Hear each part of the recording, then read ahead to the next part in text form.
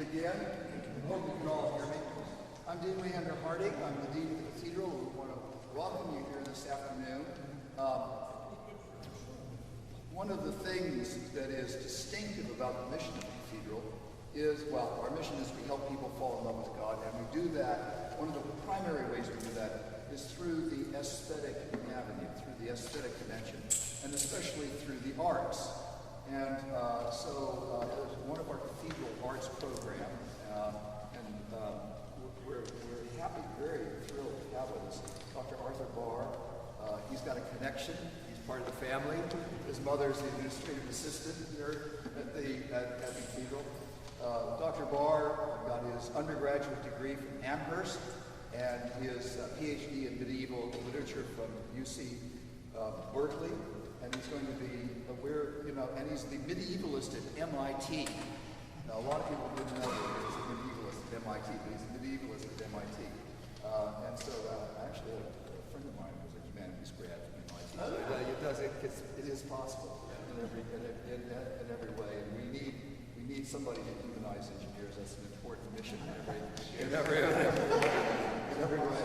So we're so thrilled to have Dr. Bahr with us this afternoon. I want you to give him a great welcome. He's going to be talking to us about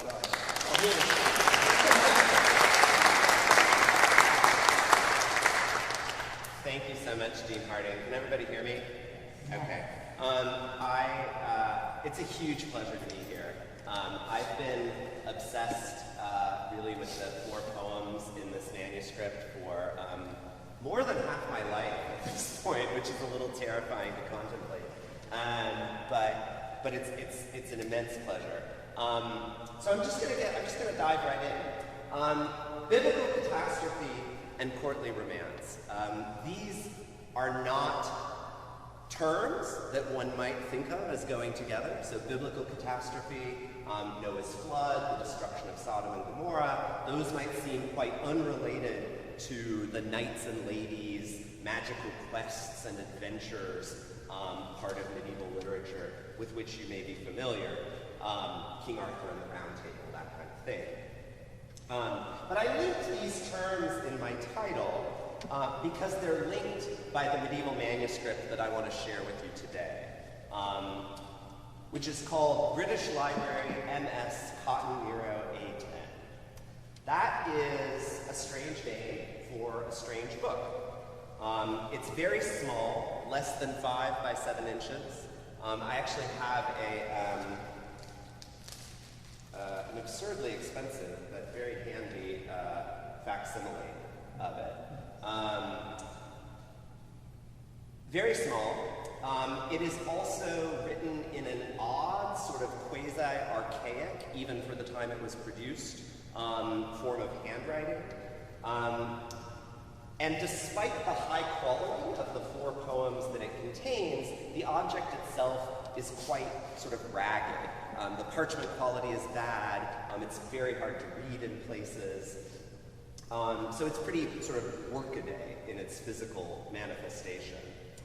Another aspect of its strangeness, at least to most modern readers, is the fact that Sir Gawain and the Green Knight, which is one of the most famous and frankly sexy courtly romances, appears at the end of a manuscript whose first 3 poems are insistently religious, with many beautiful poetic reworkings of biblical episodes from the Gospel of Matthew and the books of Jonah and Daniel, as well as the scenes of catastrophe from Genesis that I have listed above.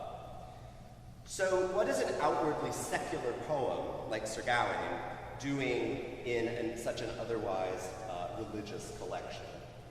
Today I want to offer one possible answer, which I think suggests a much more symbiotic relation between the secular and the religious than contemporary society often acknowledges. So I'm going to come back to these particular illustrations really toward the end of my talk. On the left, you see Daniel explaining the writing on the wall from Belshazzar's feast, that episode from the book of Daniel. You can see the writing hand of God is depicted holding a little stylus up there. And the three climactic words you can actually read if you get up close enough on the little scroll or banderole on the left-hand side. And then on the right, we have the beheading scene of the Green Knight from Sir Gawain and the Green Knight. And I'll come back to that in a sec.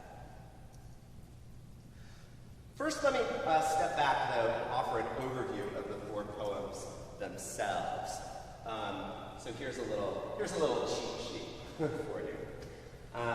They were probably written sometime between 1350 and 1390, probably by the same person. And most scholars consider these poems comparable in artistic achievement to the works of Geoffrey Chaucer, who lived around the same time. But whereas the Canterbury Tales survive in over 50 manuscripts, these four poems survive in just this one, as I've said, rather idiosyncratic volume. And it disappears from the historical record for over 200 years after its production, until it reemerges in the 17th century. I got my slides out of order, typical absent-minded professor. First in the collection of Henry Savile, who was a wealthy landowner from York. Then as part of the great collection of the antiquarian and bibliophile Sir Robert Cotton, which forms the basis, and his library actually forms the basis of the British Library, now just across the street from King's Cross Station in London. And the official title of the manuscript still comes from Cotton's shelving system. So it was quite cool. He had this long, narrow library, and on top of each shelf was a bust of a famous person from antiquity, mostly Roman emperors, but Cleopatra gets in there, a couple women. And the shelving system consisted of what bust you were under, and then what shelf, so A is at the bottom, B is at what B was second, and then what number. So Cotton Nero A10 meant that you would find this manuscript under the bust of Nero on the bottom shelf, A, 10 volumes over. And the British Library, when it inherited Cotton's collection, kept that shelving system, even though they got rid of the actual busts.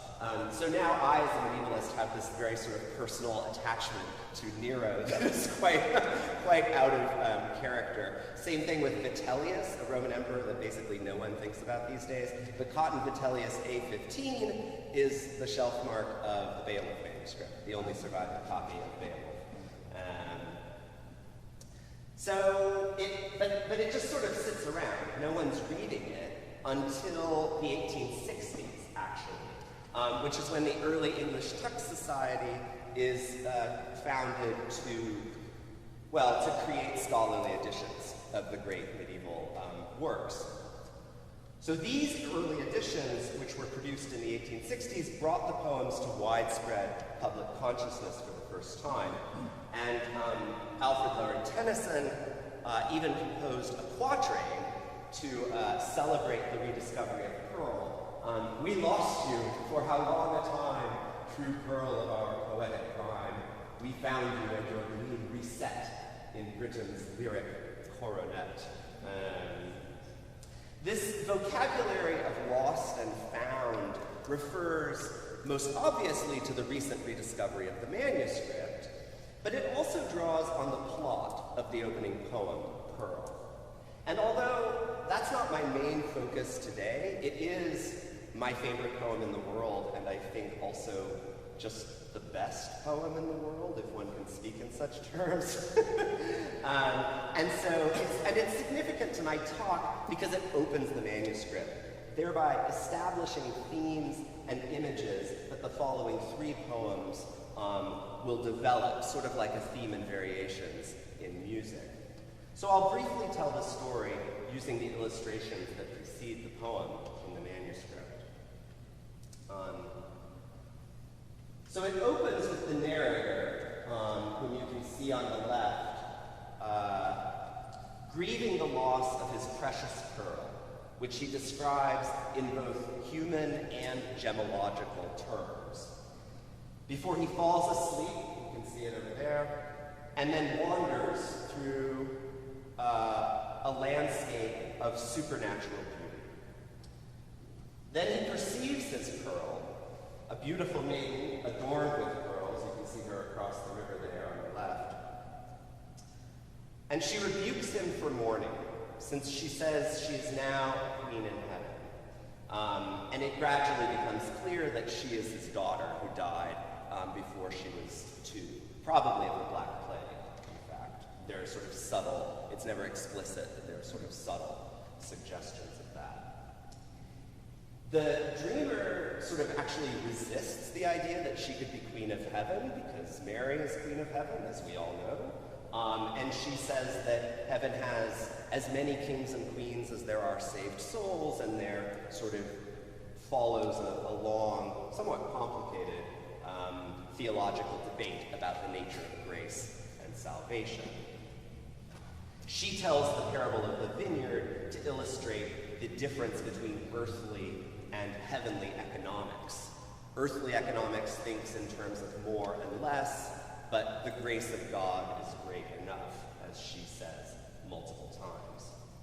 After describing the tortures endured by her lover, the Lamb, Jesus of course, in the earthly Jerusalem, the Pearl Maiden offers the dreamer a vision of the heavenly Jerusalem. And you can see that's the sort of walled city on the right-hand image.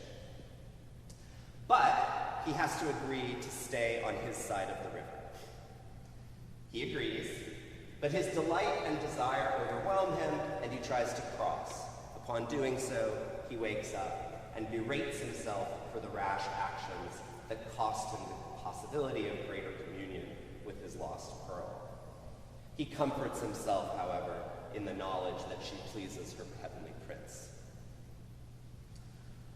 Pearl is one of the most intricately wrought poems in English.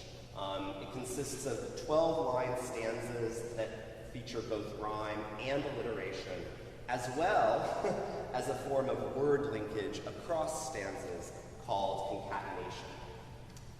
This concatenation puts the poetic focus on a single word or phrase for 5 or 6 consecutive stanzas.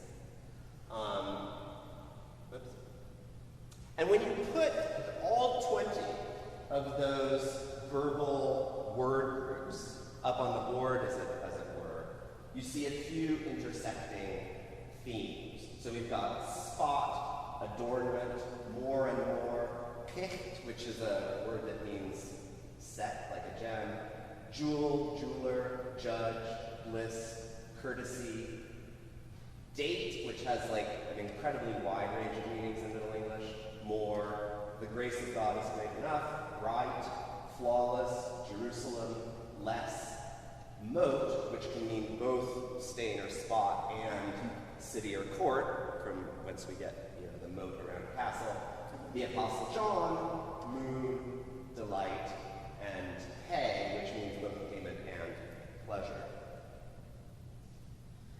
So you can see here, one, an interest in value and proportion, which I alluded to before, words like more, less, and enough.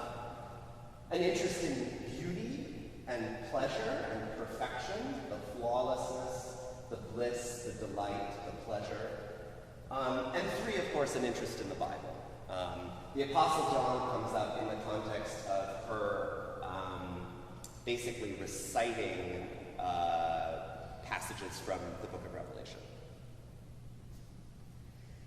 All of those 3 themes, value and proportion, beauty and pleasure and perfection, and the Bible, recur through the following 3 poems in the manuscript.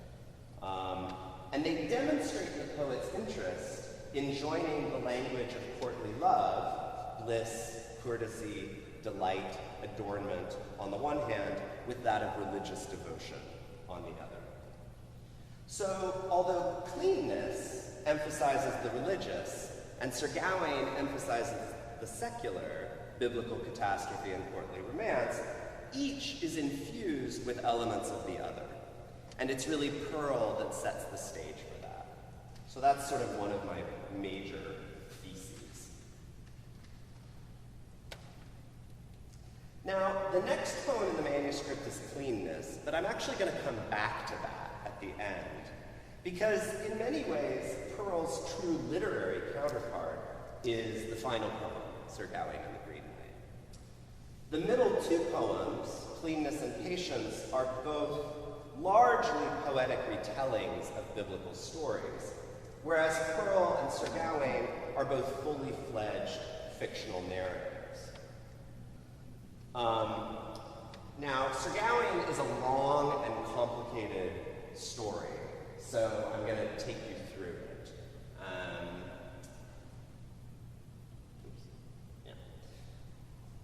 It begins with King Arthur holding Christmas court at Camelot, but he refuses to start eating, which of course means no one else can start eating either, until he sees or hears some exciting adventure.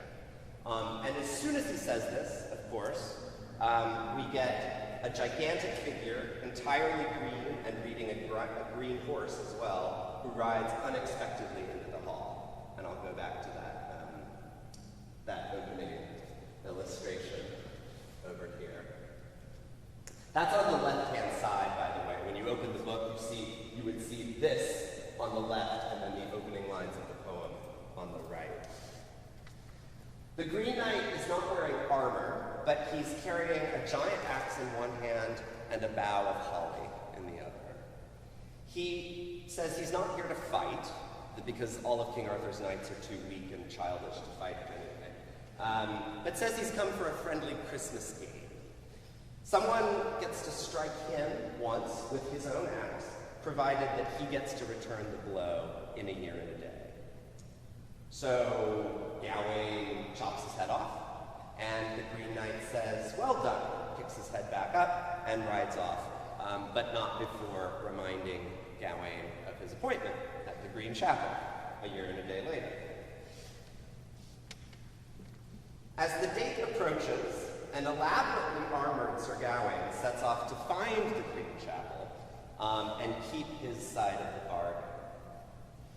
But here I have to borrow a line from my poet and spend some time describing his armor.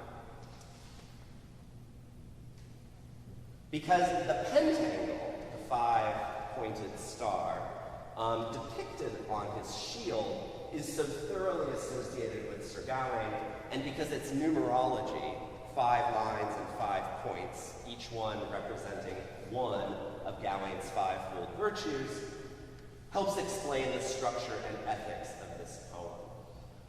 And I'm going to read the Middle English, and then just because it's a little, maybe a little small for people in the back, I'll read them on. So the poet says, "And we the pentam la pendus for that prince nobler, yem intention to tell, for fatari it may shoulder. It is a senior that Solomon set some wheel, in betokening of trout, be title that it habas. For it is a figure that haldes 4 pointers, and uchlean malopus and locus and other, and I where it is endless, and English it callen over all as he careth the endless if not." So in modern English, I intend to just wait. And I intend to tell you why the pentacle pertains to that noble prince, even if it should slow me down. And it does. He spends like 100 lines on this.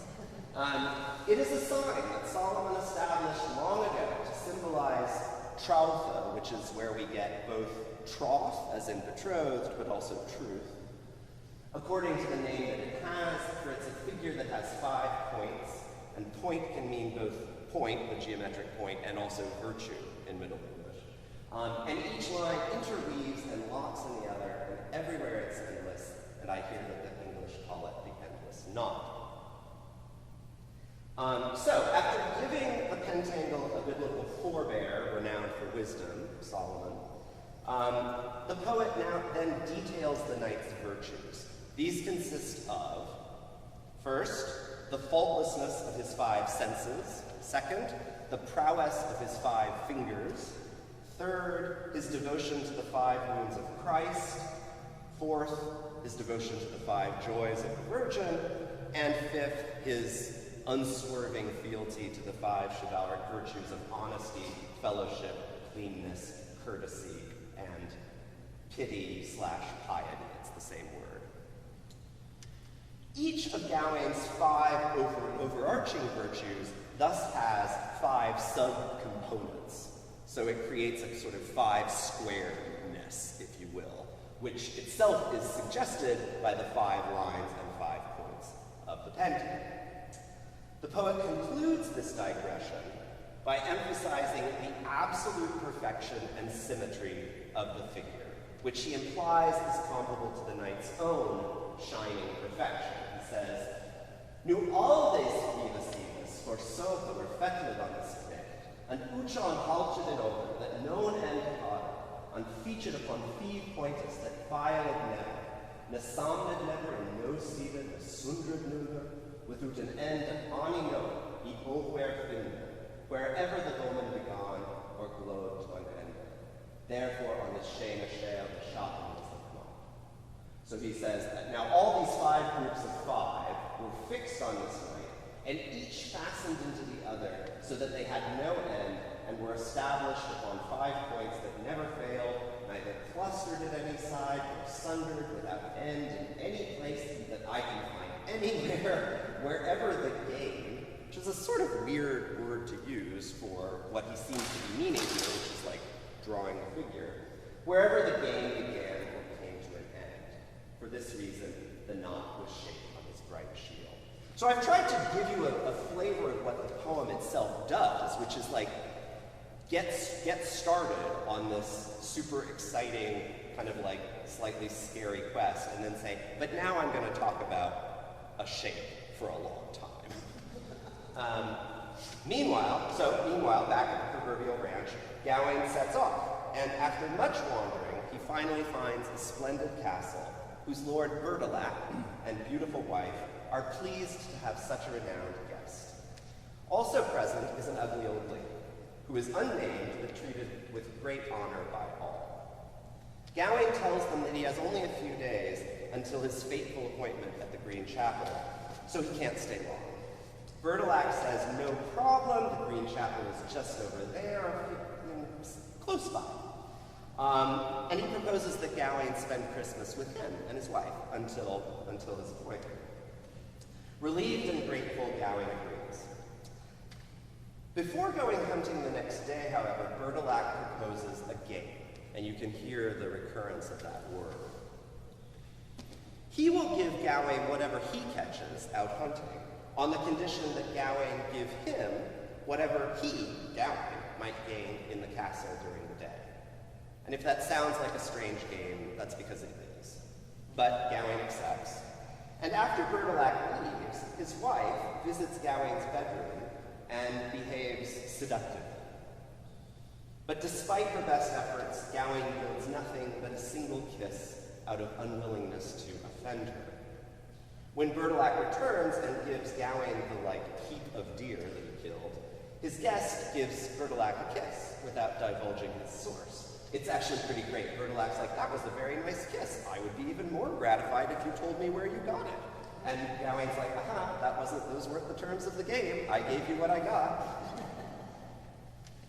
So the next day the lady comes again, Gawain again courteously foils her advances, and then there's a similar exchange of the boar, the hunted boar that Bertilac kills, for this time 2 kisses.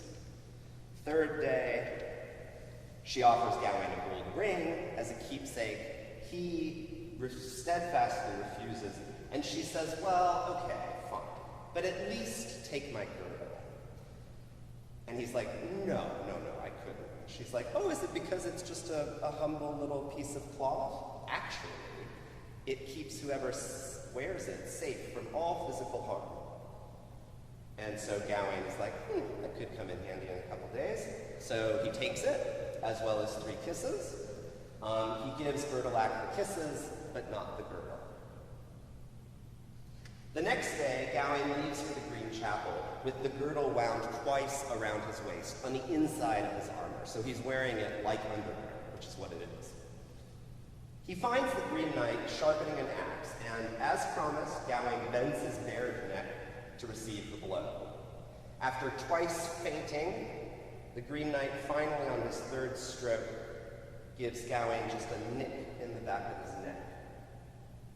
And then explains that the reason is because he, Gawain, didn't adhere perfectly to the game that he agreed to play with Bertilac and the Green Knight. You will probably not be surprised to find out, turn out to be the same person. He, the Green Knight, goes on to explain that the entire adventure was a trick of the elderly lady Gawain saw at the castle, who's actually the sorceress Morgan le Fay, Arthur's sister, who intended to test Arthur's knights and hopefully frighten Guinevere to death with the gory spectacle of the head bouncing around. Gawain is deeply ashamed of his own cowardness and deceitfulness, but the Green Knight reassures him that he lacked only a little, and says that compared to other knights, he's like a pearl next to white peas, which I think is a beautiful simile. And one, of course, that takes back up the theme of the image of the pearl from the first poem. Nevertheless, Gawain refuses to accept this reassurance, and he, after untying the girdle and throwing it to the ground in disgust, he picks it back up, reties it around the outside of his armor now as a baldric, and says, I'm going to wear this forever as a token of my failure and a spur to humility.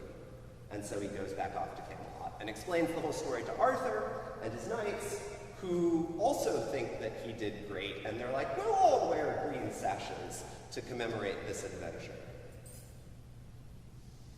And that's the end of the poem. It's an odd conclusion, really, because we never hear Gawain's own, we hear him multiple times refuse to be comforted about his own imperfection. But then, and everybody else seems to be treating it as no big deal, but we never hear whether he finally agrees that it's no big deal. So that the status of his fault, in other words, is left up to the reader's deliberation. So there are clear echoes between the plots of Pearl and Sir Gawain, despite the obvious differences in theme and content. In each, we have a basically sympathetic, but slightly flawed protagonist, the dreamer, Sir Gawain, who enters some kind of supernatural otherworld, where he's tested and found slightly wanting by the supernatural wisdom figure that he meets, the Pearl Maiden and the Green Knight. In each poem, the protagonist fails to adhere to a clearly agreed to bargain about rules and boundaries. The river that separates the dreamer from the heavenly Jerusalem, and the exchange of winnings game. But in each case, it is a perfectly human, natural desire that makes the protagonist transgress. The desire to hold a departed loved one once more, and the desire not to lose one's head over a bizarre game.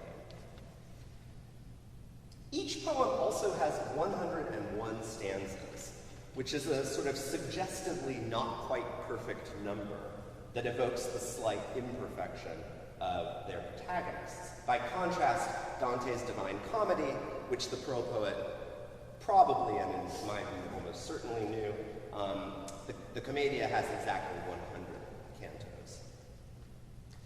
And the number symbolism of Sir Gawain goes deeper still, for it has 2,530 total lines. 2,530 divided by 25, which is the 5 squared of Gawain's pentangle, equals 101, the total number of stanzas, with a remainder of 5. And here I think it's important, or at least potentially important, that this form of imperfection consists of overshooting the perfect number rather than failing to achieve it, right? 101 rather than 99. I think that's significant perhaps because in Dante, in Dante's Purgatory, he divides the seven deadly sins into sins of defective or sort of lacking love, like pride and wrath, and those are worse than sins of excessive or superabundant love, like gluttony or lust. So excessive love, in other words, is not as bad. Going back to the denouement of Sir Gawain, there's an obvious contrast between the pentangle on his shield, with which he's initially associated, and the green girdle that he, quote-unquote, treacherously accepts from Lady Bertilac, which becomes his sort of new emblem that he wears around his armor. One is a geometrically perfect representation of the masculine ideals of chivalry, an endless knot, while the other is a feminine undergarment whose significance constantly shifts from a courtly love token to magic protection to symbol of shame to shared courtly talisman back at Camelot. Moreover, whereas the pentangle is an endless knot that cannot be untied, the girdle is premised upon untying. The poem is actually full of references to the knot being undone, retied, etc., etc. This contrast has been the subject of a lot of scholarly debate and discussion, but I think it's mediated by another figure that mediates these extremes, namely the Virgin Mary. So, in a little aside, within the account of Gawain's shield, the poet remarks that Gawain has commissioned a portrait of the Virgin for the inside of his shield. So he writes that this is Gawain's, his throw thought was in not of all other things that all his forceless he fong at the fee the joyous that the henda heaven quain a hard of Richard. At this cause the knick homlich harder in the inner half of his shield, her image depinted, that when they blushed their toe was belled in empire. So his earnest intent was that through all other things he should take, seize, grasp. That fong is related to a fang, right? Because a fang is what an animal uses to grasp things. He would seize all his courage from the five joys that the noble Queen of Heaven had for child. For this reason, the knight graciously had an image painted in the inner half of his shield, so that when he looked upon it, his courage never faltered. Let's see. Right.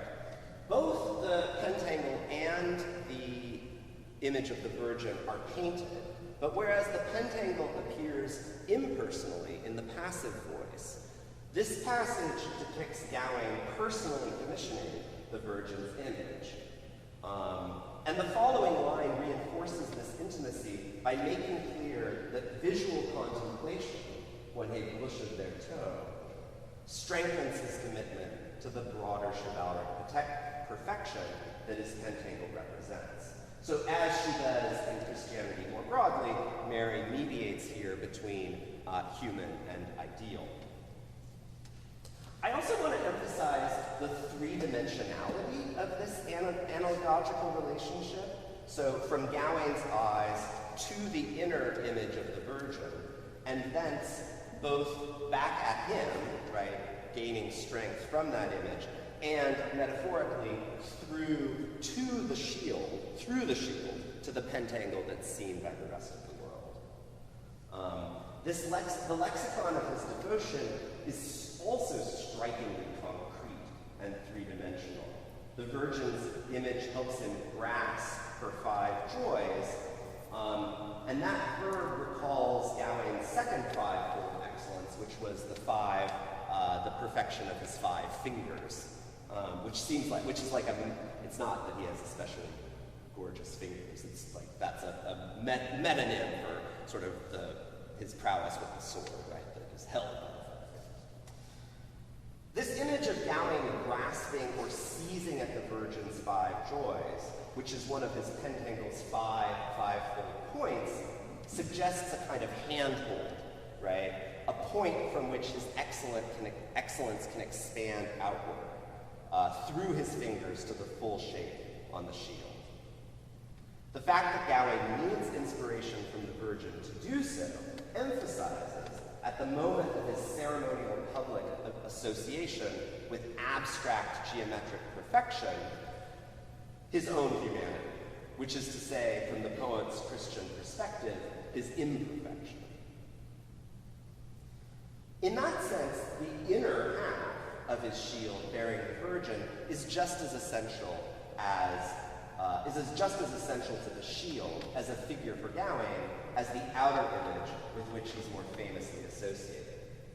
For if the Pentangle offers an ideal that no human can ever fully embody, then the image of the Virgin reminds us of the mercy with which she, and through her God, will respond to our inevitable failures.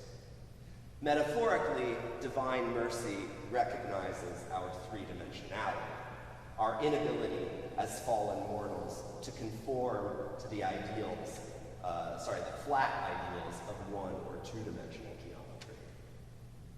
Here, the Virgin's protection is physical as well, since the three-dimensionality provided by the backside of the shield, the inner half, is precisely what makes it a useful object. After all, shields have to have depth, not just height and breadth, in order to offer any protection at all. A two-dimensional shield is just a sheet of paper.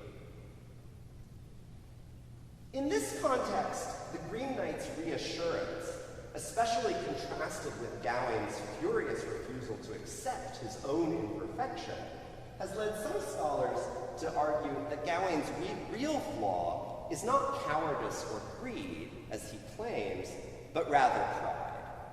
His own inability to accept that he is not and will not be as perfect as the two-dimensional geometry of his pentangle, the endless knot. The Green Knight, and I think here in this context, the sacramental language with which the Green Knight reassures Sir Gawain is quite important. So this is after he's given him the little nick on the neck, and Gawain's, freaking out and accusing himself. And the Green Knight says, "He haldeth heartily hold the harm that he hath. Thou art confessed so plain, but knowen of thee misses, and hast the penance apart of the point of mean edge, he haldeth thee policid of that plicht and puridus plena, as thou hadst never forfeited, sithen thou wast first born." So he says, I consider it entirely whole, the harm that I had. That is Gawain's failure to adhere to the terms of the game. "You have confessed fully, acknowledged your misdeeds, and received clear penance from the point of my blade, such that I hold you polished of that guilt, and purified as completely as if you had never transgressed since you were first born." Now, of course, the Green Knight is not a priest, and so he doesn't have the sacramental power formally or theologically to absolve Sir Gawain. But nevertheless, this language does suggest that Gawain is perhaps overreacting to his own failure. And this question of over-scrupulousness, this was actually a sin that was being much discussed in the 14th century, actually, because as confession moved after the Fourth Lateran Council to something that happened really almost never, to something that happened at least more often, there was a lot of anxiety among the general populace as to, how thoroughly do I have to get, have I done it all? Have I done it all? And have I confessed everything? Am I really okay? And that anxiety that one would not be in a state of grace, despite what the priest said. That anxiety came to be regarded as itself a kind of prideful sin of a refusal to accept the sacrament of penance, that is, and absolution. And now, finally, we come back to cleanness. Because if you notice, I didn't highlight them, but the word plena shows up twice in this passage, in the second line and then at the end of the fourth. And bear in mind that Sir Gawain is the last poem in the manuscript. So by the time you get to this moment, just a few hundred lines before the end of the entire book, someone will already have read not just pearl, but also cleanness. So all of this language of cleanness is significant. And also the language of polishing. Because here's a closely parallel passage for cleanness. So there are no fictional characters in cleanness. So this is just the voice of the poet describing confession and penance. So if folk bij de voelen bij onvrij chance dat hij bij sulten in salve zeker te schrik, and hij mijn alles hem geprijsd, die penance takken, well richter than the bearer or the bruden parents. But war they well, if who may wash in the water of Schrifte, and polis in his climb as parchment shaman, soup no more than in sin, is solid thereof. So, if someone is befouled by ignoble circumstance, such that his soul is polluted, he may seek confession and polish himself at the priest by receiving penance, much brighter than the beryl or embroidered pearls. But be aware, if you are washed with the water of confession and polished as smooth as scraped parchment, do not pollute your soul in sin thereafter. And here, this is where the materiality of the manuscript, I think, really matters. Because this reference to polishing parchment, is a way of both. So parchment, just to back up a second, is animal skin, right? And so you have to laboriously scrape the parchment in order to remove as many traces of the hair follicles from the outer half of the skin, right? So that it's fit to be written on. So that's what's being, so the human soul, in other words, is being compared to a piece of parchment, and thus sort of the fitting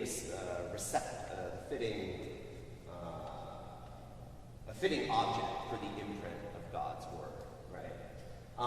But importantly, scraping or shaving parchment is not just the way to prepare parchment for an initial round of copying. It's also your way of erasing. So you can basically scrape off the ink and repurpose it. And this was commonly done in the Middle Ages. A palimpsest, which is a great word you may have heard of. A palimpsest is in fact a manuscript that has been repurposed by basically erasing the first copy, whatever was written first, and then rewriting it. The Pearl Poet, this manuscript, and this is where we get now a little bit into literary history, because this manuscript was produced at a time when both parchment and paper were possible vehicles of writing. So paper comes to England. Really, it's pretty new and kind of radical at the time that these poems are being written and transcribed. And there's a wonderful passage which I wasn't able to get up here. But when Gawain first sees Bertilac's castle, what turns out to be Bertilac's castle, so of course the Green Knight, he says that the crenellations and the towers are so beautifully constructed that they seem to be pared out of paper. And that same phrase, pared or cut, cut or pared out of paper. That same phrase describes the centerpieces for Belshazzar's feast. And I think that one of the arguments that I'm working toward in my book is that the poet is interested in sort of exploring the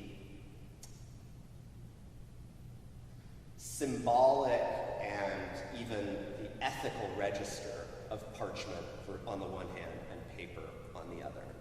Because one of the things that you really cannot do with paper in the Middle Ages is erase. There's just no way to do it. The construction of the construction of the paper was too fragile, basically, to erase. So striking through was your main method of correction on paper, as opposed to shaving on parchment such that you don't see the fault. When Gawain gets back to Camelot, he says, the poet says that his neck is totally healed. But Gawain himself is absolutely insistent. He holds up the girdle and he says, "This is the band of the blame that I bear in my neck." Which sort of doesn't make sense. What blame does he bear in his neck? Unless you suppose that he actually has a scar, that there's a scar in his neck. And that is actually how the editors of the poem gloss the word blame there. So what you have in effect is Gawain, I think, refusing to accept that the superficial imperfection, right, his cut, which is now a scar, he can't accept that actually doesn't matter. That the inner state of his soul is actually polished, like the Green Knight says, polished as if he had never transgressed. And because that's the key difference between paper on the one hand and parchment on the other, with paper, you see the flaw, you see the strikeout. Whereas with parchment, you can erase it. I think that's one of the ways in which this manuscript is and these poems are engaged with the materiality of literary culture in the Middle Ages. And now, but I want to finally go back, since pearls have come up throughout this, I want to finally go back to, so the polishing of pearls. I want to finally go back to the endless roundness of the pearl of price from the poem Pearl. So if you remember the endless knot of Gawain's pentacle, that's one occurrence of the word endless. The only other time that the word endless appears in the manuscript is in this passage, which describes the pearl of price from the Gospel of Matthew. So the pearl maiden is describing, she's wearing the pearl of price, or at least a pearl that she calls the pearl of price. And she says, "This marvelous pearl that Bahr disdared, the jeweler gave for all his gold, is leak the rain of heaven's spare, so sighed the father of gold and flow. For it is wameless, plain and clear, an endless room, and bleed of moon, and commune to all that richly swear." So she says, "This matchless pearl that is dearly bought, for which the jeweler gave all his goods, is like the realm of heaven's sphere. So said the Father of earth and sea, for it is flawless, clean," there's that word clean again, clean and clear, and endless round, and happy in mind, and common to all who are righteous. And this idea, this central paradox that you can give all of your goods in order to get a pearl that you then do not own, at least in the earthly sense of owning something, owning it for yourself. That paradox is central to Pearl, and I think to the entire manuscript. And this idea of endless roundness that gets analogized then to the pearl of Christ is quite powerful. So now I want to conclude actually by just going back to these images and starting by just inviting you all to comment, because I think that these images. So backing up very slightly, the manuscript was produced second half of the 1300s. These illustrations were added afterward, possibly as few as 5 or 10 years, but possibly by more than that. And these illustrations represent our earliest interpretations of the text. So somebody, and it's vanishingly uncommon to have illustrations at all in a text. I mean, like this. These are certainly not high quality, the artist was not talented in the way that many medieval artists of more famous illustrations are. But nevertheless, this is the earliest surviving manuscript of English literature to have illustrations at all. So this was an avant-garde thing to do.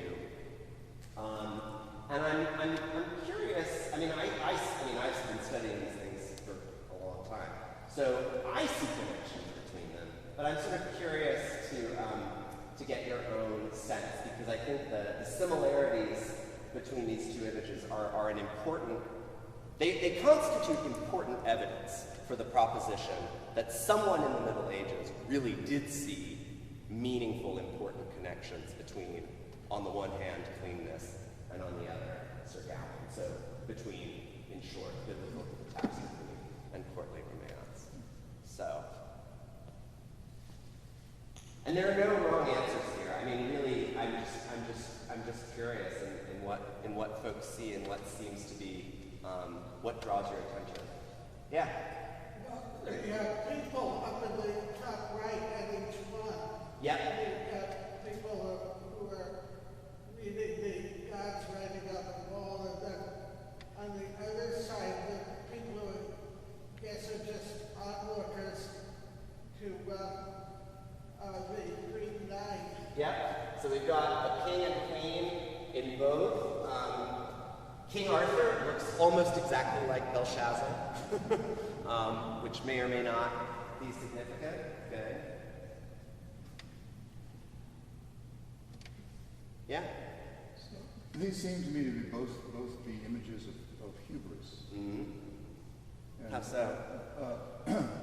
Well, in the story of Belshazzar, the king is, hey, it's great to be a king. Yeah.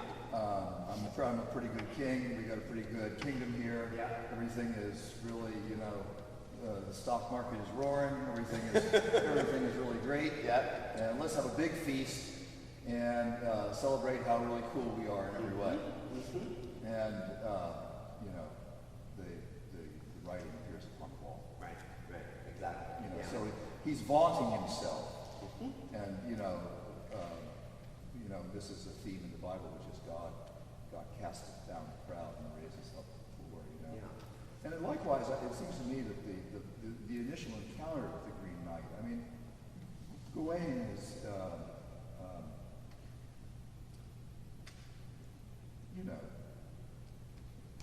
He doesn't just go up and give the guy a nick, he chops his head off. So he's feeling pretty cocky, isn't he? Mm-hmm. And pretty bulletproof in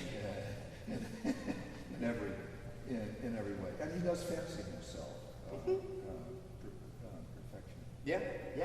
Arthur even says, when Arthur is encouraging Gawain to take the stroke, he's like, just give him a good stroke. I don't think you'll have to worry about getting one in return.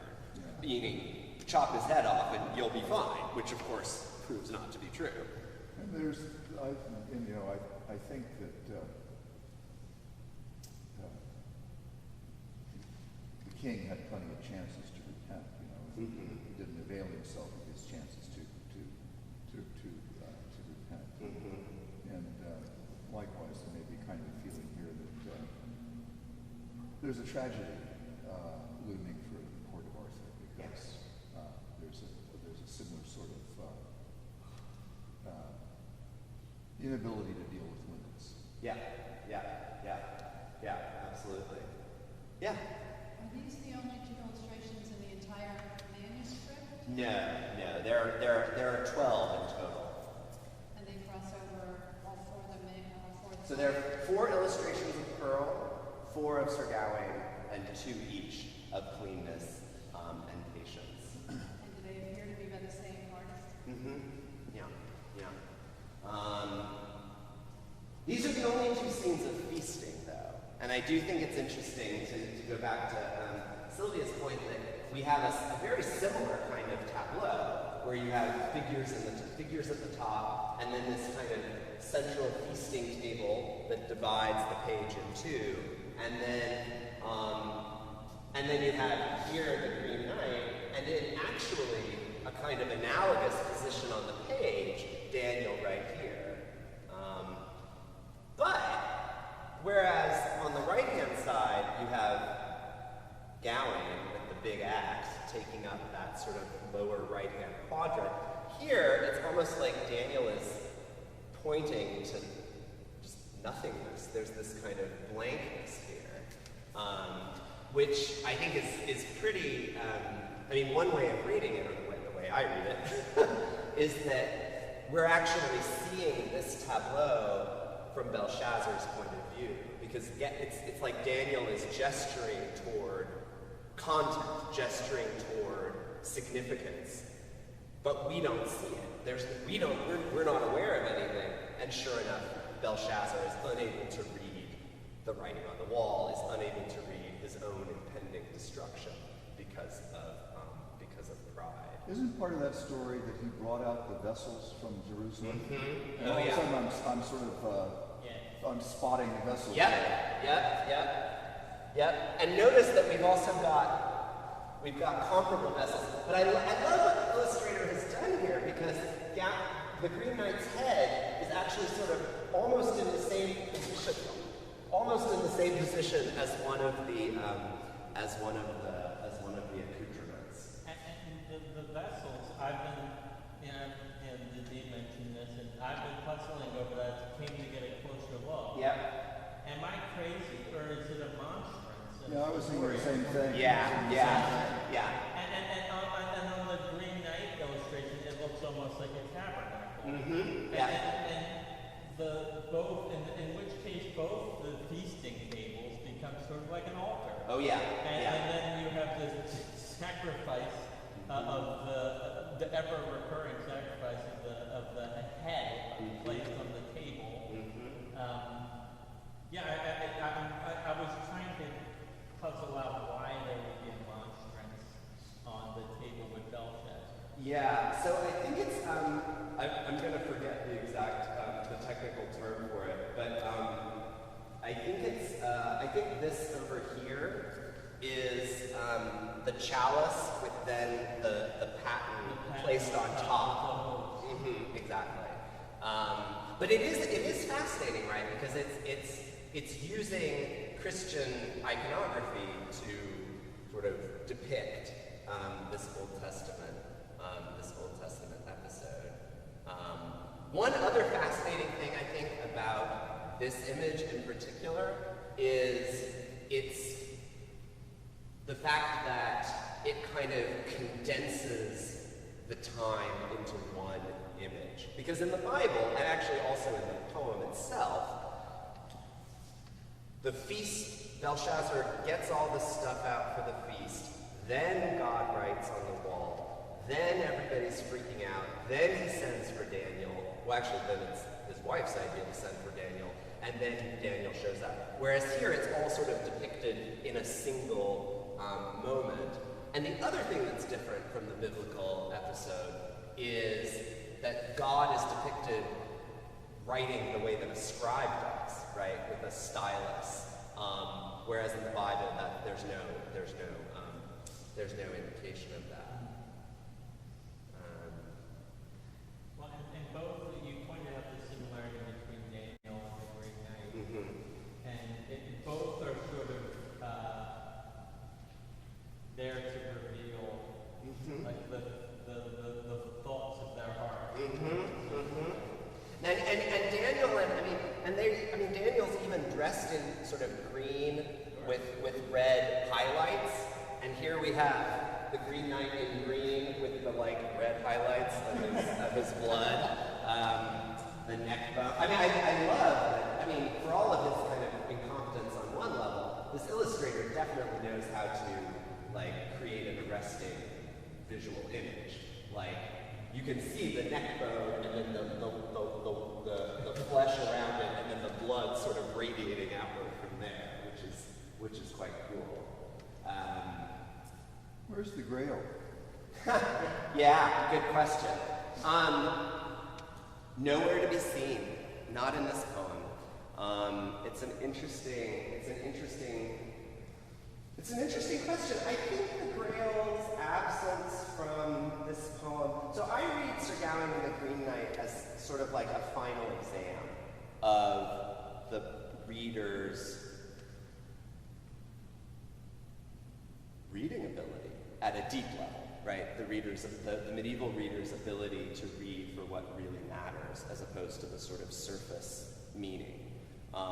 Because the surface meaning of Sir Gawain and the Green Knight is a sort of purely courtly, secular romance. There's very little,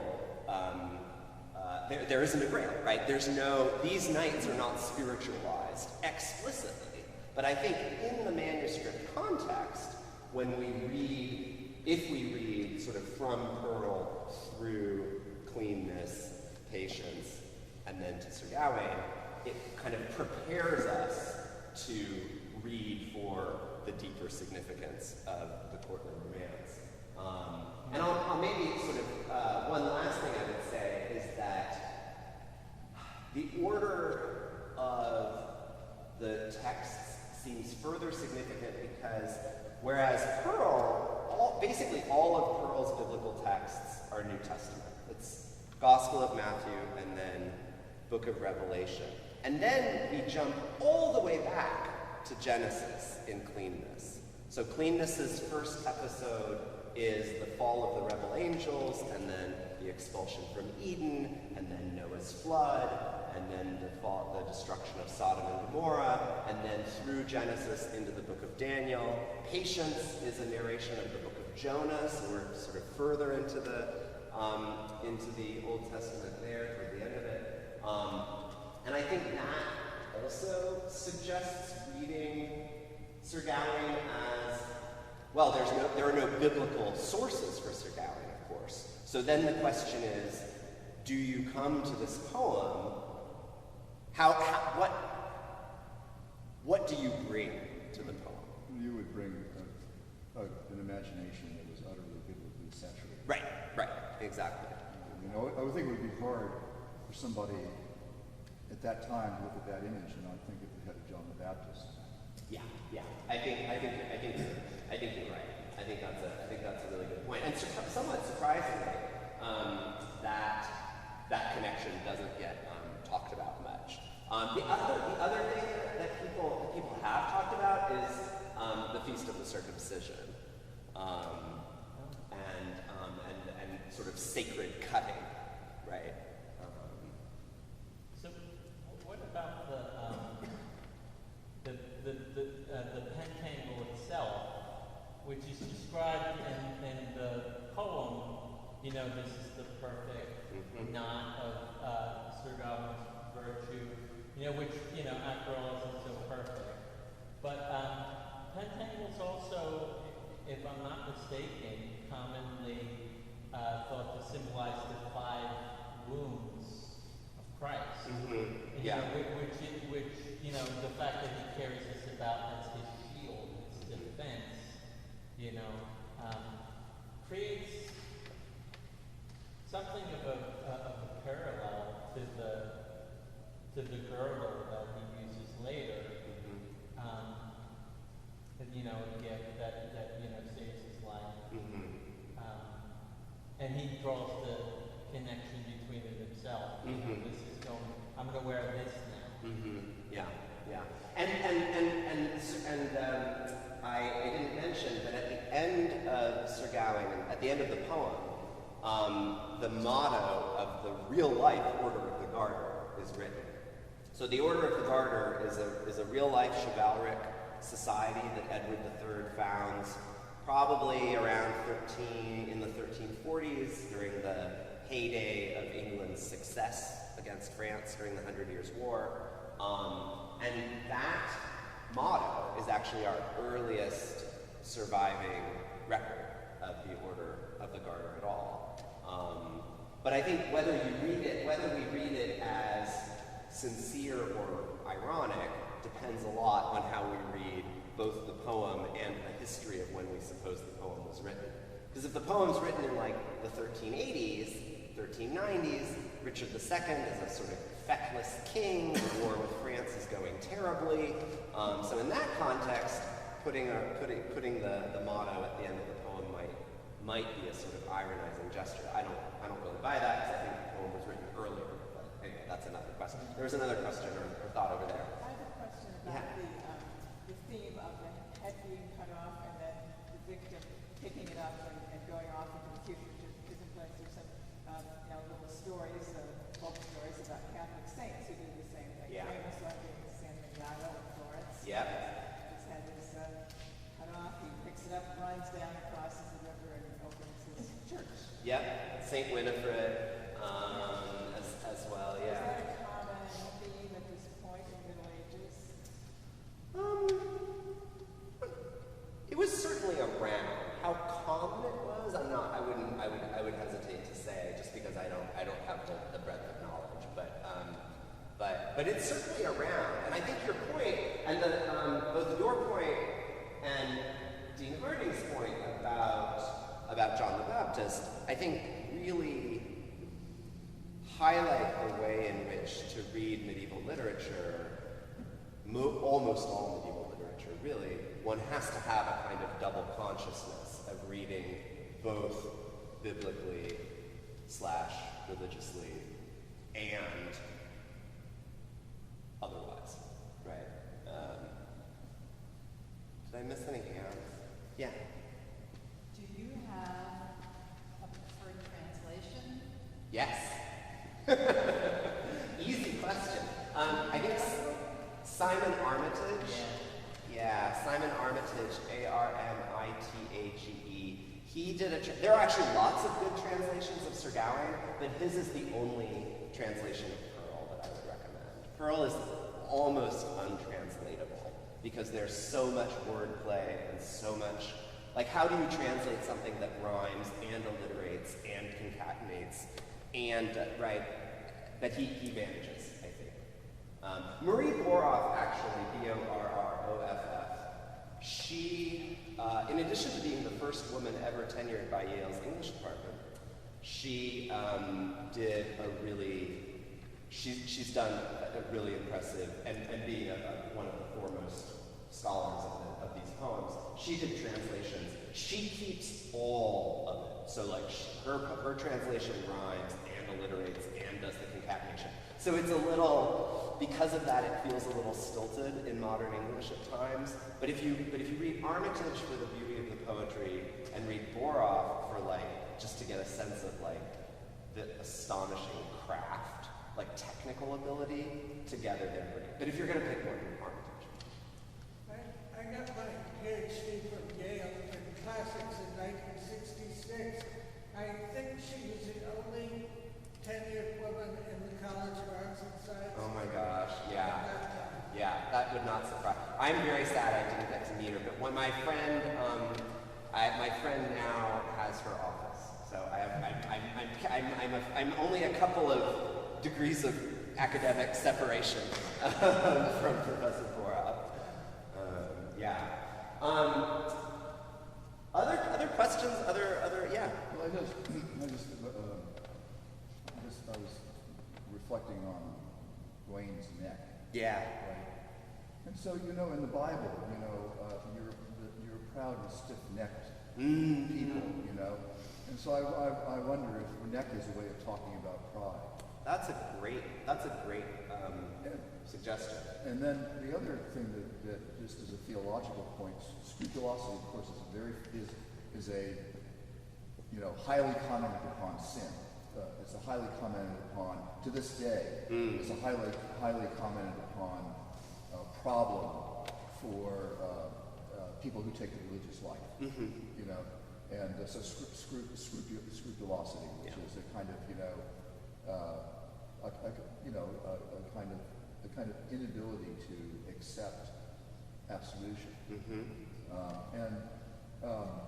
There seems to me to be,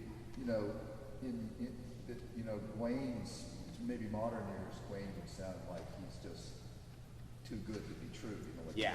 right? Yeah. But I think to a medieval theologian, Yeah. if I can put my head there, Yeah. which is not altogether a big stretch for me. Yeah. This is like a shocking impiety. Yeah. To not actually believe the words of absolution. Yeah. Is Yeah. a kind of shocking impiety. Yeah.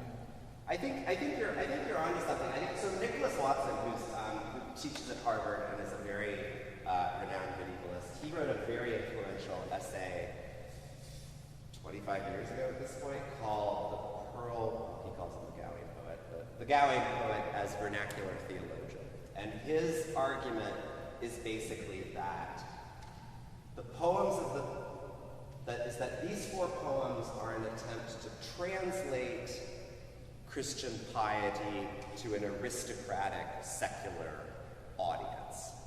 And that the message is basically, don't worry, be happy. As long as you're trying your best, God's there. God and the Virgin are there to meet you more than halfway, and, don't It's worry like about Dante, it. the saints, all Mary and all the saints are rooting for you. Yeah, exactly. And I think Watson gets a lot of that right. But he makes the mistake, along with most medievalists today, of not having. He does not take Gawain's scrupulosity seriously. He just thinks it's sort of like, well. And I think you're right that it would actually be a much bigger deal. Yeah, it'd be shocking. It would be quite sort of horrifying. Yeah. So, and I think that should inflect our reading of the poem. But again, that's a context that very few modern readers are going to have. It would really be a utter rejection of the sacrament. Yeah. And given the sacramental language that's deployed sort of throughout, that's, so, yeah. Do you want to talk about your upcoming book a little bit? Since you are writing a book about this manuscript, Sure. Well, you've gotten a sneak preview. I just want to check the time. Basically, my argument about the book, about my book's argument about this book, is that there's a deeply bookish and scribal sensibility to the poems, right? And that this contrast between paper and parchment, which I started to draw out here, where paper is associated with the kind of the newfangled, the duplicitous, the impermanent, whereas parchment is associated with the sort of stable, good old monastic writing culture. That's part of the argument. But the broader argument is simply that because these poems only survive in one manuscript, and further because they all demonstrate such a familiarity with the kind of nitty-gritty materiality of medieval writing culture, we can't really fully understand the poems without reading them in their manuscript context. So reading the page layout, reading the page shape, reading the images, all of that stuff And for a host of reasons, starting actually really with the technological, people have not done that very much. So this manuscript is zealously guarded by the British Library because it's the only surviving copy, right? So in order to get access to it, so there's a kind of chicken and the egg problem of getting access to the manuscript, because in order to get access to the manuscript, you have to be like one of 5 world experts who's writing about it, but in order to be one of 5 world experts, you have to have seen the manuscript, right? So so I started writing this book before the manuscript got digitized. Then the manuscript, then in sort of 2013, 14, the manuscript gets digitized, and all of a sudden it's open season and everybody can see these images. But the thing about manuscript digitized, you can too, by the way. If you go to the British Library's quite remarkably terrible website, then you will eventually, with a lot of labor and luck, find images of all of these pages. There's also a website called the Cotton Nero A10 Project that's much more user-friendly, run by a guy at the University of Calgary. But the thing about digitization is that it translates, right? It translates physical, 3-dimensional physicality into 2-dimensional pixels. And one thing we know about translation is you always lose something in translation. So I'm going to London, hopefully this fall, to finally get my hands on the Sanctum's, finally enter the Sanctum Sanctorum. Because you can't actually tell often whether, especially because the manuscript quality is so bad in many places, you simply can't tell whether something that shows up on the screen is really there or not. And I think it's really important to still touch and turn these pages, right? That the difference between, a painting was meant to be looked at, but a book was meant to be read, and that means turning pages. And so, I get the conservators and the rare book librarians' desire to just let the virtual and the digital be how we engage with manuscripts, but at some point, I have to ask the question that's like a version of if a tree falls in the forest and no one's there to hear it, does it make a sound? Like, if the Pearl manuscript exists, but no one ever gets to read it, in what sense and for whom does it exist? But basically, yeah, so that's and then I use the concept of speculation, which is a medieval, it's actually really a medieval devotional practice that then only kind of in a roundabout way acquires the negative connotations that we associate with speculation. So I'm doing that too. But, other questions? Yeah.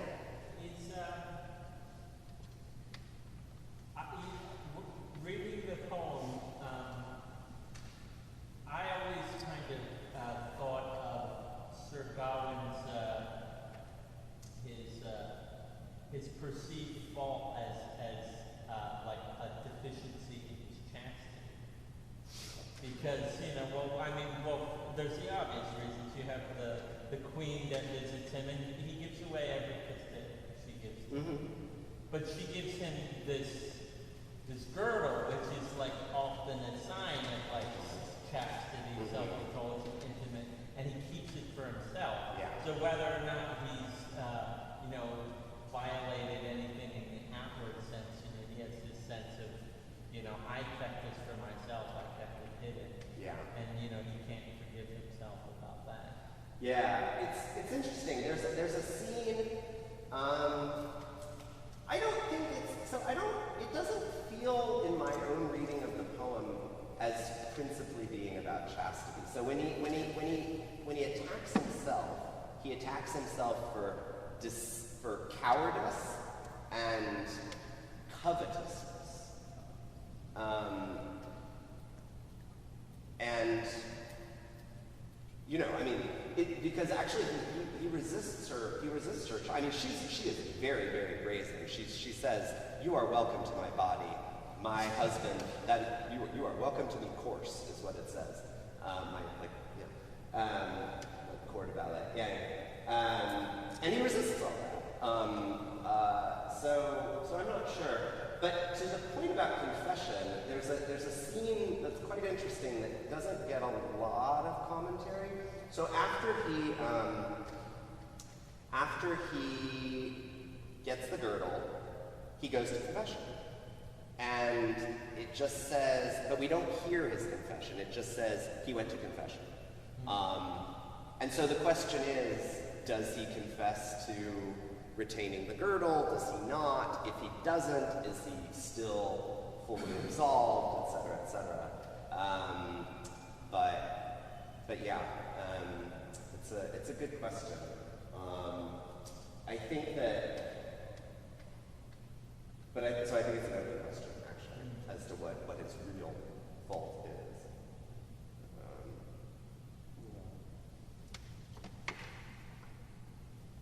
Is Bruna here? Yes, I am. You want to tell us what comes next, Bruna?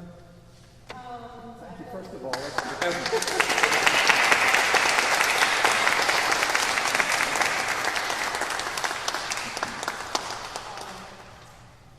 So I just really want to thank you so much for coming and doing this program for Cathedral Arts. I'm Bruna Carpenter-Nardone. I'm the director of Cathedral Arts. I think we could all agree there really couldn't be a more perfect program also for having the cathedral, and we're so grateful to you for sharing your work with us. And we wish you the best on your trip and your book, and also your really wonderful work of trying to help young people fall in love with medieval literature, which is a really good work. I also really have to thank your mother.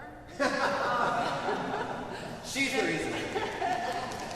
Meredith Eubank, who is my wonderful colleague, and Dr. Bahr's mother.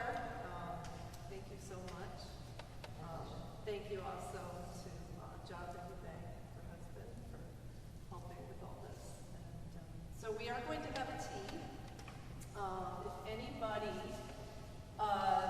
wants to attend the tea but did not get in time to buy a ticket specifically for the tea, could you speak with me? It's going to be downstairs in Pedersen Hall. And I think we were planning on starting at 4, so you have a little time if you want to mill around a little bit. Also, I want to say, also, you'll notice that on the back of your program, we are having Dr. Michael Ward come at the end of September to speak about his most recent book on C.S. Lewis, The Abolition of Man. Some of you might remember that he came and spoke on Planet Narnia. That was the kickoff event for Cathedral Arts. It was one of them. And if anyone wants to take a look at the facsimile, I'd be happy to show it off.